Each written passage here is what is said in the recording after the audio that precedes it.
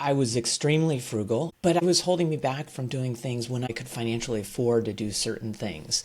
I didn't get a sunroof in my first car because just conceptually it was like, well, I don't need it. It was more money. But gosh, I live in Southern California. It would have been really nice to have that sunroof. If you're someone who has struggled with your beliefs around money and you want to make a change, I think it's important to be cognizant of both the emotional side and the technical side, getting comfortable talking about your money story, on how you're feeling and how that feeling might have already evolved in your lifetime and where you want it to go from here. The way we talk, like, I'm not good at this. Yeah, you are. You're really good at this because every day you interact with money. It's just the way it's been presented perhaps has been off-putting. This is the XO Conversations podcast. I'm your host, Dr. Rishma Walji, retired naturopathic doctor and PhD. This is your go-to podcast for all things personal growth and intentional decision making. Sandi Bragar is the Chief Client Officer at Aspirant Wealth Management, and Cammie Doder is the Chief Marketing Officer and Partner of Aspirant. And they are giving voice to a very important topic that most people find very uncomfortable to talk about: money. Thank you so much for being here. I'm so fascinated by all of this discussion about money. So I wanted to ask you both, maybe Cammie first, and then we can go to Sandi.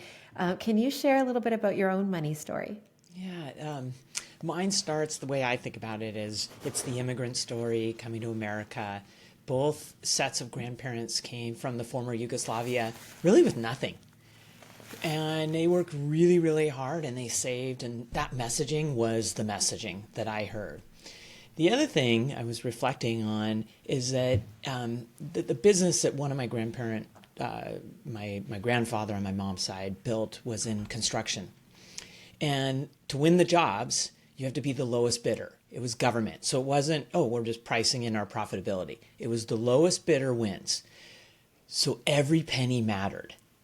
So the more I think about my story, I'm like, oh, that's where I get my, I have to return, a pack of gum if I'm not going to use it. Like every penny matters. And that really, it's definitely, we talk a lot on Money Tales, our podcast, about how your starter story, when you start learning about money as a kid, how impactful that can be for the good. There's a good messages there. Work hard, save. It's all great. But I've had to work hard on really understanding what am I saving for? What's money for? What do I want to spend it on? Feeling comfortable and excited about spending money. So that's a bit about my story. Yeah, thank you for sharing. And just before I head over to Sandi, can I ask you, has it changed over time? Has it evolved, this money story? I had to kind of intentionally change it, right? So I was extremely frugal, again, really good. But it was holding me back from doing things when I could. I could financially afford to do certain things. And so I've got stories where, I didn't get a sunroof in my first car because just conceptually it was like, well, I don't need it. It was more money. But gosh, I live in Southern California, or at the time I did. It would have been really nice to have that sunroof. So I had to work hard on it, Rishma. I really, again, embracing the good parts of it, understanding what it was, really, and being present to it versus just accepting and just sort of thinking this is how everybody thinks. Yeah, so many things, like we have to really understand where our stories come from and why they were there, and then how we want to move forward with them. Sandi, what about you? What are your money stories? For me, Rishma, I grew up in Southern California also. I was the oldest of 3 children, and when I was about 5 years old, my dad started a business, and it was highly dependent upon the economy. And this was the mid-'70s when the economy in the United States was pretty challenged. And at that time, a couple of years later, my mother had their third child, my brother, and we moved to a new home. And it was a big stretch. My parents could barely afford their home. They had something like a 19% mortgage rate on this home. My dad's business was, trying to get off the ground still. My mom was home with their 3 kids. And so at that time, money was really tight. And my parents didn't talk about money. They screamed and yelled about money. And this went on for several years.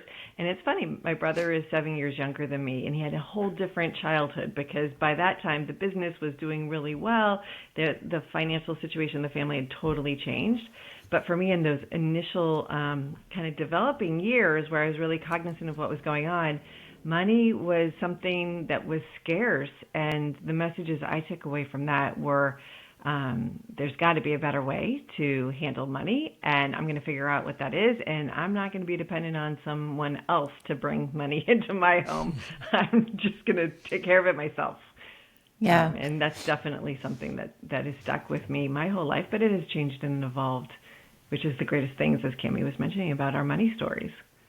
Yeah, in a way, it sounds like it made you much more independent, and interesting that your brother had a very different experience and probably very different stories than you. So different. I mean, it's night and day. It was really funny. I remember begging for Jordache jeans, like those were like the thing that everyone was wearing when I was growing up.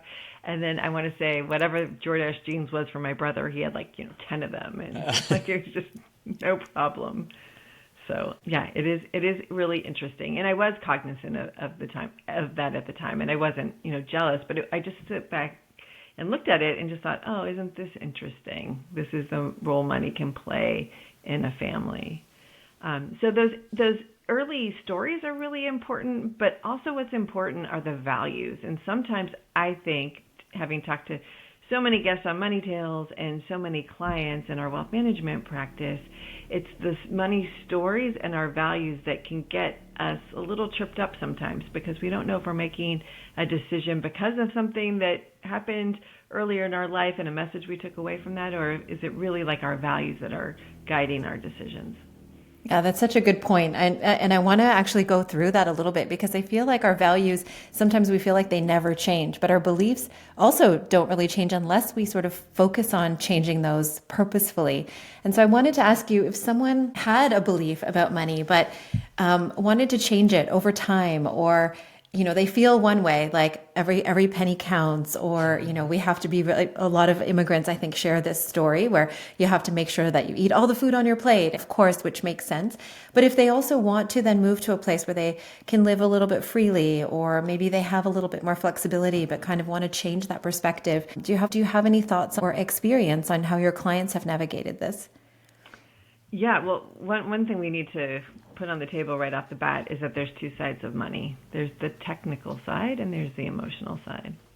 The emotional side is what we've been talking about, these beliefs, our values, how money makes us feel, how we think about money, how we feel about it. The technical side is all of the personal financial details that I love and find really interesting. Some people don't like it as much. It's figuring out what does your balance sheet look like? What are your assets? What do you own that has value? What do you owe? Those would be your liabilities. What is your cash flow like? How are you thinking about your income taxes? All of those technical things play together. And so if you're someone who has struggled with your beliefs around money and you want to make a change, I think it's important to be cognizant of both the emotional side and the technical side, because sometimes it's one or the other that can hold us back from change. And I think just stepping back and talking to yourself about your money story, talking about your money story to someone else, those are all really good starts.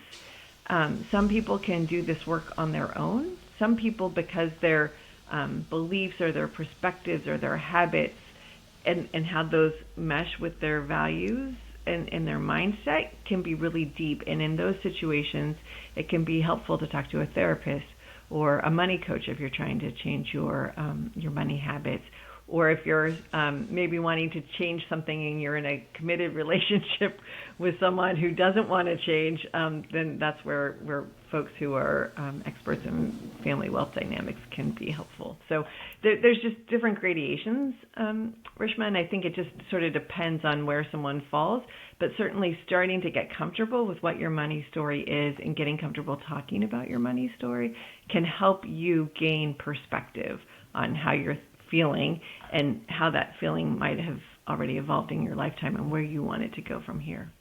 Yeah, such a good point, because I do feel like there are definitely two sides to money, and I'm glad that you mentioned it. And in my podcast, I feel like we talk a lot about the the emotional side or the mental side, like the thinking side. We're not so much about the technical side. And I love with your podcast, you're starting to broach that topic. You probably, I guess, talk to your clients a lot about the technical side. So I think I would ask you, maybe Cammie, you can take this one. What would be some advice that you would give to someone who is maybe wanting to learn more about the technical side? I have a lot of people who would say, I know I have a money story. I would like to change it. I would like to have more financial security, but the technical side is a little scary and we don't really know where to start. And how do you have that independence, especially if you do have a partner who has a different perspective or has different knowledge? Where would you tell them to start about the technical side of it? It's really important, and I'll say that we actually spend a lot of time with our clients on the emotional side of money.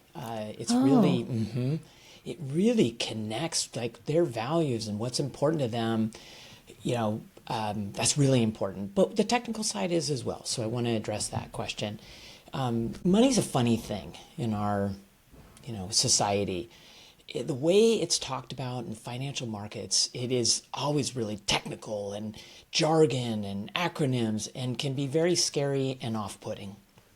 And it doesn't have to be. That's just how it is today. And this really, to bring back what Sandi was talking about, having conversations about money, it can help debunk a bit of that, right? And really being vulnerable, like just saying, I don't get it. And if someone can't explain a concept, that probably means they don't understand it as well. But anyway, so I'm inspired by a lot of our guests who on the pod that talk about how they learn. And so with Aspiriant, we're sitting down with clients and we're actually educating, and we love that. But if you don't have Aspiriant in your life, you don't have a wealth manager, what we recommend is really kind of breaking it down, chipping away at it, and learning in a way that resonates with you. So we had a guest talk about how she learned through podcasts. When she was she had a long commute, and she learned through podcasts. She listened. Another guest talked about surround yourself with the smartest people. And his point was, but you can read books. You don't have to know them. You can read books. You can listen to podcasts. You can watch YouTube shorts. I mean, let's make sure you vet who the person is talking. But there's a lot of resources. Don't try and, what's the saying, swallow everything in one day. You chip away, take little bites. Make it fun. Don't be, That's key. Yeah, it's really key, Sandi. This goes back to, I feel like the way we talk, it can feel like, I'm not good at this. That's another thing we might hear. I'm not good at this. Yeah, you are. You're really good at this because every day you interact with money. Money is part of life. Finances is part of life. It's just the way it's been presented perhaps has been off-putting. Yeah, that's a really good insight because I do feel like we ask questions about other things we don't know, right? Like people will ask questions about things that seem a little bit more accessible or less taboo. I feel like there's this expectation that, if I don't know about money, I can't share that I don't know. I can't admit that I don't know. And I find this in healthcare too. There are certain topics that people don't ask about because they feel like they should already know it. But Yes. when we make it more accessible, then you feel like you can ask, and it's okay to want more. It's okay to want to be able to change your money story. Do you have any recommendations for shifts, whether it's in the emotional side or the technical side, that people can make to really sort of change their trajectory with money and their relationship to money? I've been on that one, and I'll say that it helps to do an audit. Where are you at right now? Just take note in your day-to-day life. When something comes up around money, when are you feeling it in your body? When are you thinking about it? Those are oftentimes going to be good clues about something that might be off for you. Maybe you find yourself making money decisions that aren't aligned with your values. And you probably wouldn't know that. It just maybe would feel a little weird in your gut. I've done this before. I'll share. When I was a young adult, I had been working for 3 years in a job that I, worked really hard in college to get, and it wasn't in the professional realm that I really wanted to practice. I wanted to become a financial planner. I also wanted to move to New York. So I quit my job, and I got my roommate to agree to move to New York City with me, and I didn't have a job lined up. And Rishma, I cannot tell you, in my stomach, I had so much acid all the time. Not because I was fearful of not being able to find a job, but just because I felt like I was doing something wrong. I felt like my whole life I'd been sort of trained to like start your career, thriving your career. And here I was voluntarily putting a pause on it to make a huge pivot. It all worked out in the end. It was great. I moved to New York. It took me a few months to get a job. That was a really exciting money adventure, those first few months. And then I was back on track, and I was happier than ever. But for me at that time, I just remember feeling so strange of why am I stressed out? I consciously made this decision. Nothing that is happening right now is a surprise to me, but yet I feel really uncomfortable. So that's the sort of thing that I think if people pay attention to that, your thing might not be as big. Maybe you don't have things, and that's awesome to know too. But if you're feeling it and if you're thinking about it, those are good clues of something to spend a little bit more time on and sort of dig in and help, and really find out for yourself, what is it that's causing that feeling? Is it that you want to know more? Is it that you want to be doing something different? And I find in the lives of our clients, this happens all the time. When a client, they might feel uncomfortable and start worrying about money more because they're doing something that strays from their values. And that often comes up when they're doing something because a friend is doing it and they feel like, oh, I should be doing that too. Yeah, it's really insightful because I feel like we are told so many things about money. We have these beliefs and thoughts and values about money, and then we evolve as humans. Even when I left my practice, I remember thinking, okay, I'm making this choice intentionally. And my dad was like, Beta, are you okay? Do you need money? And I'm like, Dad, it's okay. It's fine. Don't worry. It's very supportive, but also it was just unheard of for someone who had worked 3 jobs, that I would ever try a change in a career. So I think it's very interesting. And I'm wondering, and I don't know if there's an answer to this, but how do you differentiate between what is your value that you would like to stick to and what is your belief that maybe you've evolved away from? So I think beliefs and values sometimes overlap a lot. I think the best way to identify your values, because if I asked you right now, Rishma, what are your values? Like, for most people, that would be a really difficult question to answer if they hadn't done a lot of thinking. Values come up in the stories that we tell. Tell me about a time when you felt really good about your personal finances. What was going on?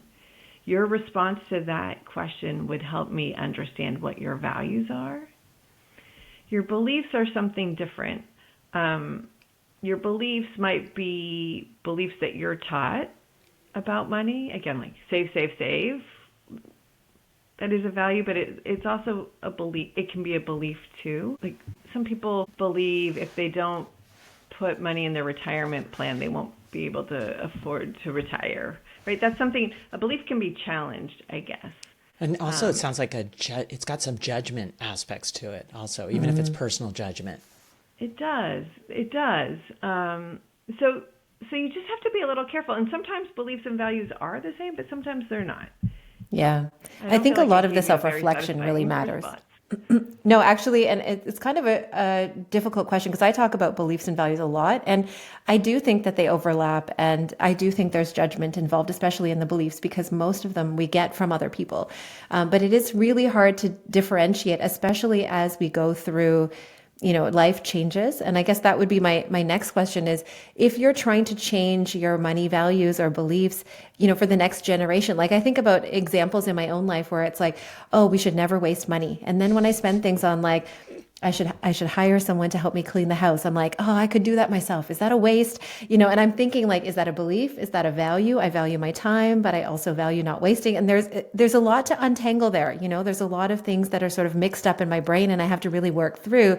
Is this something that is a value to me? Or, and as I'm moving through and seeing my kids grow up, I want them to develop certain values and I want to teach them certain things, and they're having a very different experience from me. So I guess my question is like, how do you kind of walk through with your clients as they move through different stages in their financial, where they are financially? So it's always starting with the emotional side of money, always understanding where they are at this moment, what's most important to them, what expectations do they have, what expectations do they feel are put upon them. And it's helping wade through that as we make financial decisions together. So I'll give you an example. I worked with a couple who very type A personalities, both have very, very successful careers. They had a couple of children, and when the oldest child got to be probably middle school years, the wife had an opportunity to become CEO of the publicly traded company that she was working for. And that was something she'd always wanted to do. But she decided, Rishma, that even though that was what she'd always wanted to do, what was more important to her at that time was spending time with their kids, because she could see that college years or whatever, that the children were going to end up doing after high school, like that was in near sight for them. And so she decided to walk away from her job. Now, she didn't stop working. She could have. And we had a lot of conversations, right? Like, this was really hard for her. We had a lot of conversations about what that meant. We looked at the finances. They could easily afford to do this, but it felt really uncomfortable. That was something that they hadn't done before. It felt a little bit wasteful, maybe, of like, I had done all of this. So we helped them through that. She ended up leaving her job. She ended up, though, getting roles on public company boards. So she was able to pivot her career to have a much more flexible schedule, doing work that she enjoyed even more than when she was part of the executive team of the company she was at. And it turned out for them, the financial the finances didn't really change, right? Maybe there's some potential she gave up in terms of long-term CEO, but that didn't matter.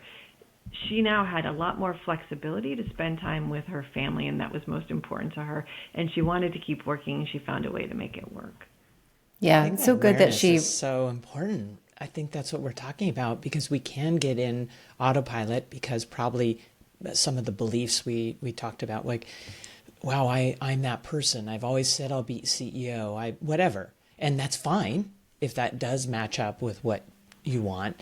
But I think that connection to, is that really what is important to me today? It might have been 10 years ago, but it might not be today. And what's coming up in this too that I hadn't really thought about in our conversation yet today is also identity, right? Identity is so important to each of us, and how we present ourselves in the world and how we think about money. And so I think it might be identity, beliefs, and values that can get really tangled together. Yeah.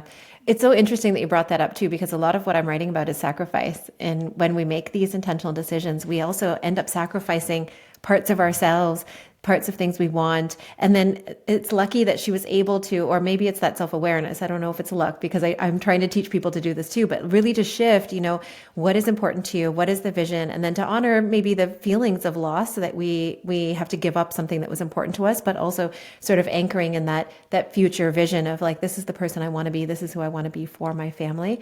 But it's definitely a lot of different identity pieces, beliefs, values, all the things that get mixed up. And if you don't unpack it, I think it's easy to go astray. Yes, I think the people that I see who live the most satisfying lives are the ones who are making decisions, money decisions included, that are in alignment with their purpose and their values today. And they're not anchoring to what it had been previously. They're willing to understand, with that growth mindset, life changes, we all change, and pivots are part of life. Yeah, I would agree with that in life, not just with money decisions, but in life, every kind of decision and piece. Cammie, maybe this one can be for you. I have a question about what questions should people be asking about money, or about their money stories or their money history, just anything that they should be asking that you think that they're not really asking but should. I think there's one in particular, and it's around enough. What is enough? What is money for? This goes back to purpose. I do believe it's pretty easy just to be an autopilot of trying to accumulate wealth, and just without any purpose for it. someone might be listening saying, well, of course. But again, what's enough, and what do you value more? You talked about sacrifices. I might flip that on its head. What do I value more? And yes, you can't do everything. I don't think that's possible, but you can get what you're desiring. You got to just make sure you know what it is. So I think asking himself, what is enough?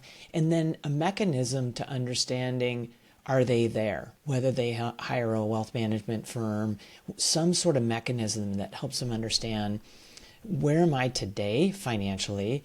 What is the trajectory? What are my needs? And what's are enough? And you probably need to check in on this from time to time, right? You don't get to just set it and forget it. It changes. What's enough? Yeah, that's such a good question. And I normally see in healthcare where people will ask it too late.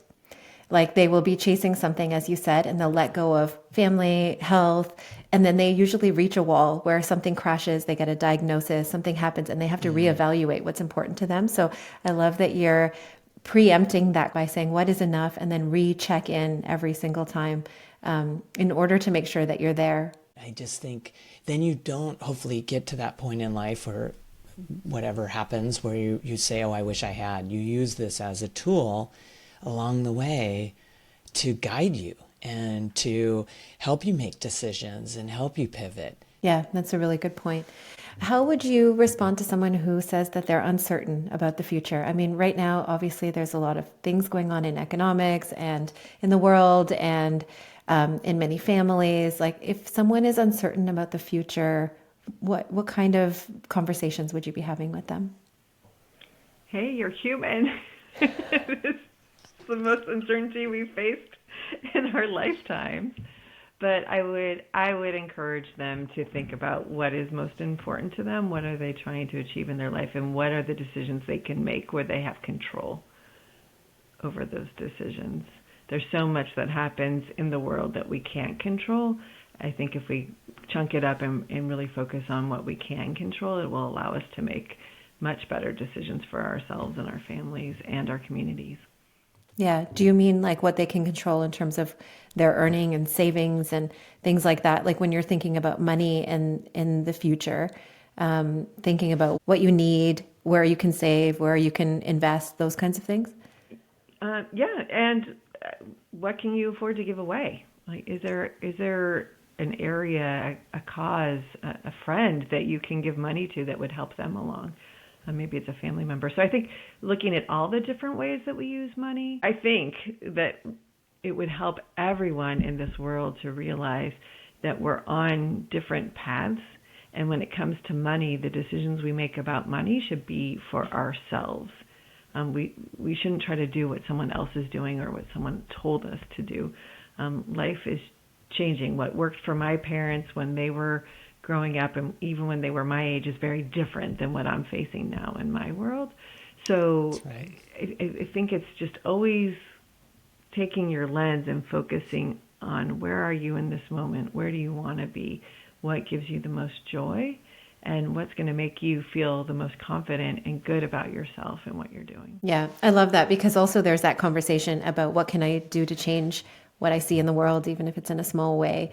And that's something that we talk a lot about at home is, how much is enough for us?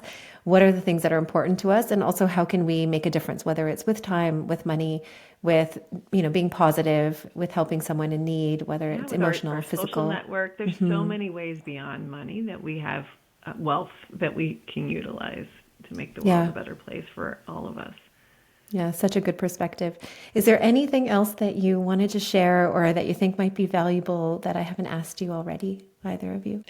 I think there's one around mistakes and, the fear of money mistakes or, thinking I've made mistakes, and just to put it out on the table that mistakes are a great way we learn. Everyone makes mistakes, and this is why we think the power of having money conversations, one of the reasons, is it really normalizes the mistakes. It also reduces them.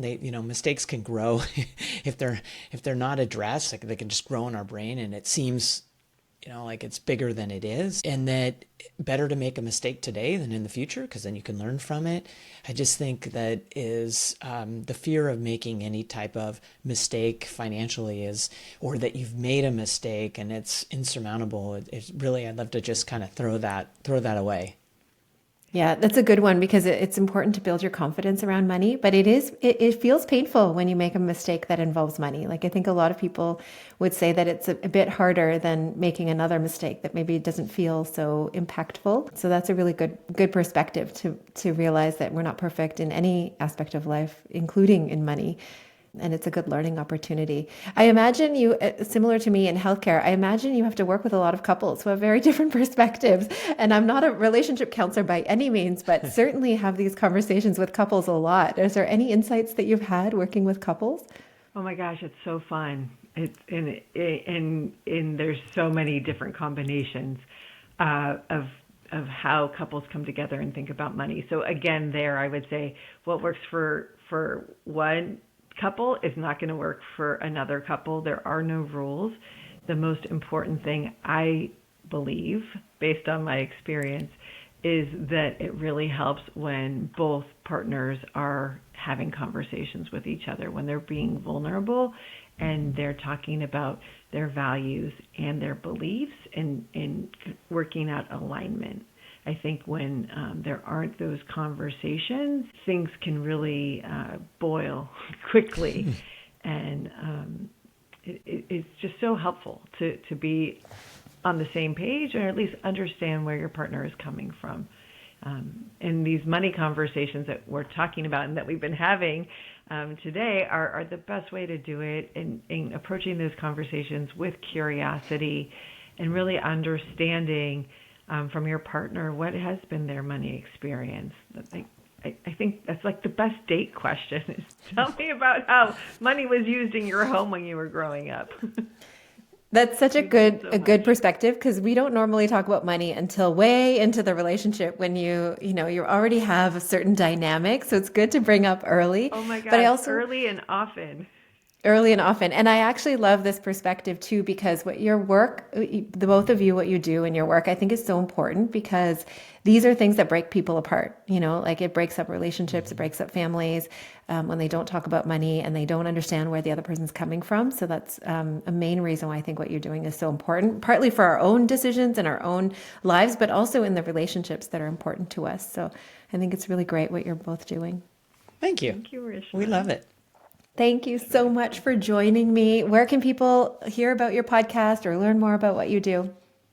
You can go to our website if you want, Aspirient.com, and then you can find Money Tales on all your favorite podcast platform. That's great. Thank you. And thank you so much for being here. Thank you, Thank you, Rishma. Rishma. Always a pleasure to speak with you. What a joy. Oh,